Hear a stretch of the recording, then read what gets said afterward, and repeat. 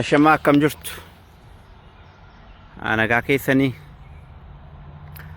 yeroo ammaa kana bakki kun Ameerikaa kutaa Pennsylvania magaalaa Middletown jedhamtu dalagaadhaa fi gara kaampaanii gama keessatti mul'atu sana dhufeen yeroo hundaa yeroon hojii koo fixee dhaabbadhu sa'aatii koo guyyaas haa ta'u fixee dhaabbadhu irra guddaa kutaa Ameerikaa kana keessa Kaanaadaa keessas wantan daawwadhu waan uumamaa wajjin wal qabatan baay'ee isaa ani magaalaatti guddoon xiyyeeffadhu. Magaalaan bakkuma deemtantu bareeda waan ta'eef dura jalqabaa ajaa'ibsiifannee dadhabne garuu harka caalaa waanuman itti dhaladhe itti guddadhe sanatu na harkisa. Bosona uumamaa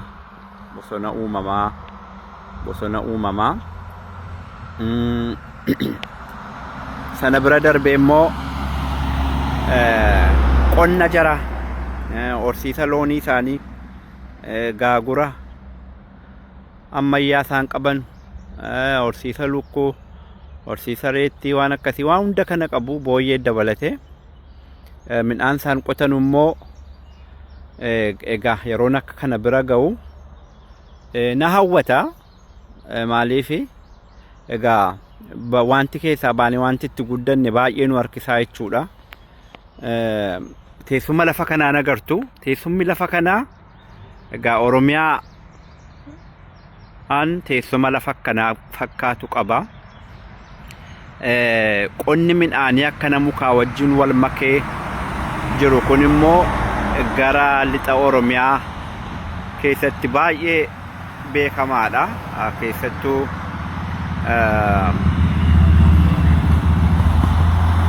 godina Iluu Abbaa Booriif Wallagga Jimmaan keessatti wanneen akkasii beekamoodha. Qotee bulaan keenya lafa gadi bu'aa ol ka'aa akkasii irratti qonnaa wal fakkaataadha. Midhaan wal fakkaataa dirrisaa kan wal qixxaatee jiru ammoo akkuma teessuma lafaatiin immoo dirrisaa kan wal gatu akkasittiin qotee gaafa agartanu gaafan immoo asitti gaa isan beeku san itti guddadhe beeku sana gaafan akkana ijaan argu baay'ee na hawwata. Amma kuni boqqolloo reef ganaa hudhuutti dhiyaateera hin uune hudhuutti dhiyaateera ilaalaa ammam midhaan isaanii gaa maashinaan facaafamaa harki waan itti bu'uun qabu. Akkasa biyya keenyaa soqaa aramaa waan akkasiis hin qabu jallisaa duwwaadhuma akkana akkuma agartanu midhaan kun walirraa fageennisee saantimeetira 10 bakka bakkatti saantimeetira 5 fa'i taati kan inni walirraa fagaatu kana maashinatu dhaabe. Egaa akka dhaabbii biyya keenyaatti inni kuni gobbuu jedhama. Dur akkam beekutti gaa yeroo san harkumaan facaafna boqqolloo dhaabbiin kunillee yeroo nan bahin turre amma akka walirraa fageessanii dhaaban hin beeku. Garuu amma soo biyya keenyaatii kun gobbuudha qilleensa balleessaadhanii haphisanii facaasu.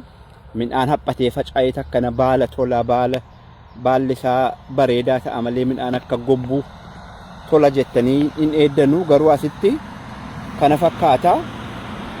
Akkuma agartanu kun dirra tokkichaan gama sanarra jira. Amma asii hudhaatti dhiyaachaa jira malee inuune gama keessaa garuu kan isin agartanu gamarraa kaameeraa anasii fida malee kana boru wajjin ga'u deeme fagoodha laftisa daraaree jira. Laala algee baasee jira. Ishee algee baafte sana tarii bira qaqqabuu nan danda'a. Kana fakkaata. Isa biraan immoo marga kana argaa jirtu. Margi kun inaamama akkasa biyya keenya margi aamame kun immoo in kaafatu horiidhaaf maashinuma walitti qabaa. Kunoo waan maashinirra deeme argaa jirtu. loon horsiisan kanaa fi marga kana kaa'u isarraa hafe immoo margi kun baay'inaan iyyuu hin gurgurama. Boqqolloon kun yeroo ga'ee aamamus wanti baddu keessaan jiru midhaansaa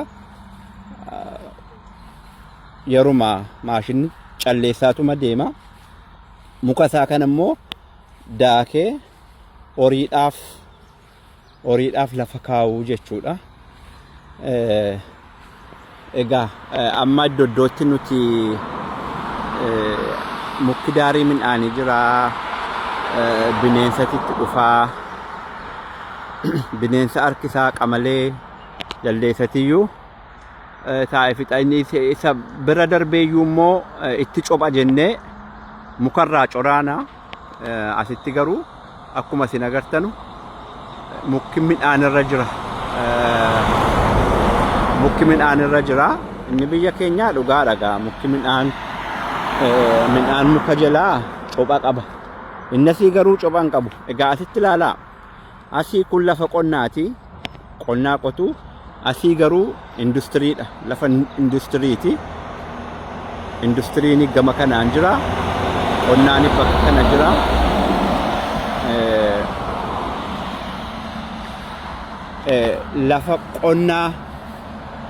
Lafa qonnaa kana industiriidhaaf barbaadama jedhanii qotee bulaa midhaan kana qotu asirraa hin buqqisanu. Maaliif midhaan diinagdee biyya kanaatii fi maal akka ta'e waan lammanuu wal bira qabanii deemsisu. Garuu Afrikaa keessatti kan barame manuma jireenyaa yoo ijaaran lafa midhaanii balleessaniiti. Bosona balleessaniiti. Asitti garuu waan hundisaa qixaan wal bira jira. Amma fakkeenyaaf gama keessatti arguu dandeessu. Sunis bakka industirii guddaadha. Garuu midhaanii marfameeti kan inni jiru. Daandiin egaa kunoo asitti agartanu daandiin aspaaltii bishaan fakkaatudha kan inni qabu. Kan jarri qabanu bakka feetanii hodhaxxan qotee bulaan maashinni isaa wanti ittiin rakkatu hin jiru. Ammatti dhuma lafa qonnaa keessa galee bahu duwwaadharraan kan hafe dhiyootti hin arganne malee gombisaa midhaanii isaanii isinitti argisiisuu hin danda'an ture. Gamarraa isinii fuudheen ture asamma gama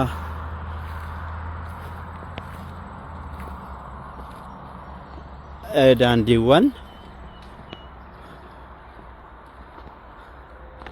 asirraan jiran arguu dandeessu. Egaa midhaan asitti agarre kun torban lama torban sadii booddee yoon asiin deebi'ee dhufe akka jara kanaa ta'ee na eegaa jechuudha. Ilaalaa amma kuni algee baasee jira. Midhaan kun algee baasee kan tokko baatu hin jiru. Hunduu aratee lama baata. Inni kaan sadii baata. Amma sitti argaa jirtu tokko lama sadii baata. Algeen ishee maal akka fakkaattu akkam akka namatti tolu arguu dandeessu. Egaa Ameerikaan kana qabu. Teknooloojiin dhaan guddachuun isaanii waan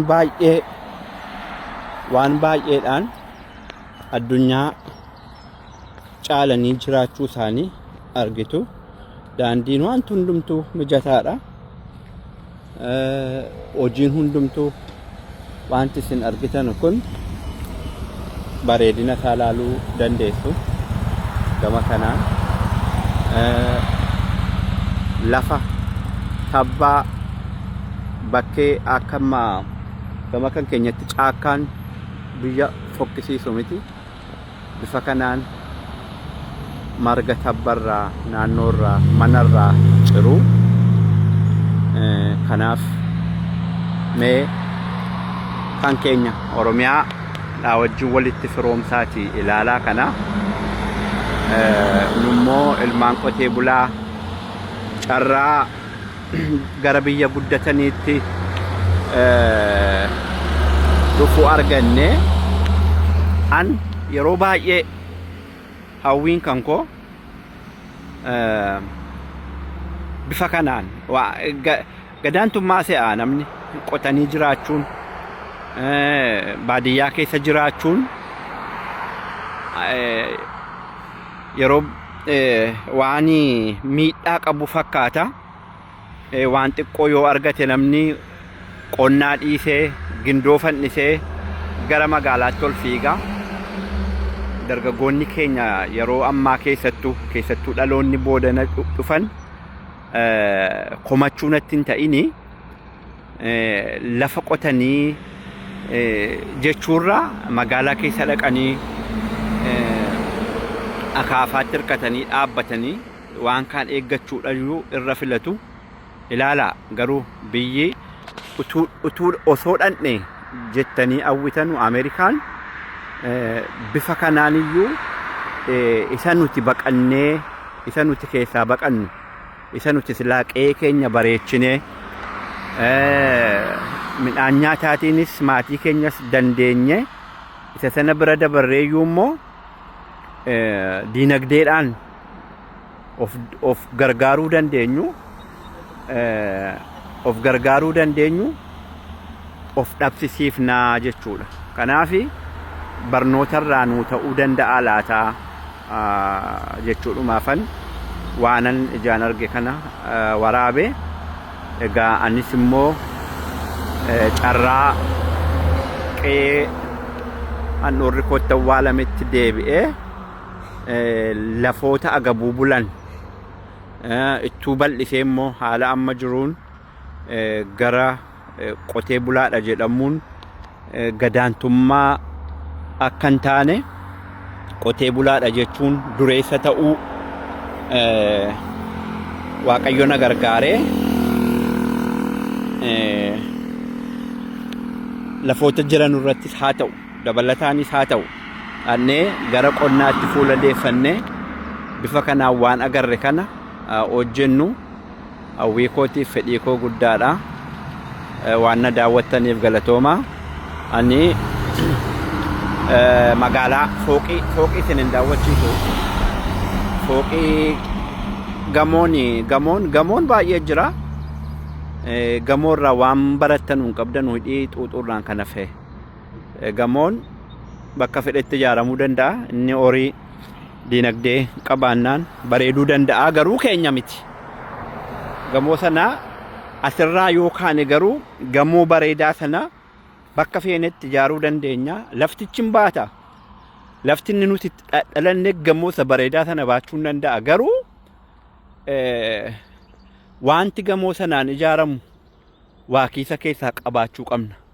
Kiisa keessaa qabaachuudhaaf argachuuf immoo kunoo asumarraa ka'an jarri sangaadhaan fardaan qotuudhaan eegalan jarri fardaan seenaa isaanii farda gaariitti harkisanii qotanii osuma jedhanuu isa gaariin harkisanu sana garaa tiraakteeraa nan kaasaa suuraa iddoo baay'eetti akka muuziyeemiitti ni kaa'u qe'ee isaanii keessa ni jira isiniin maxxansa gaabbira achi har'a teknooloojii kompiitarri tiraaktera kompiitaraan to'atanii sanyiis to'atanii waa hunda to'atanu irra gahanii jiru. Nuti garuu har'ayyuu sangaadhaan qotaa jirraa.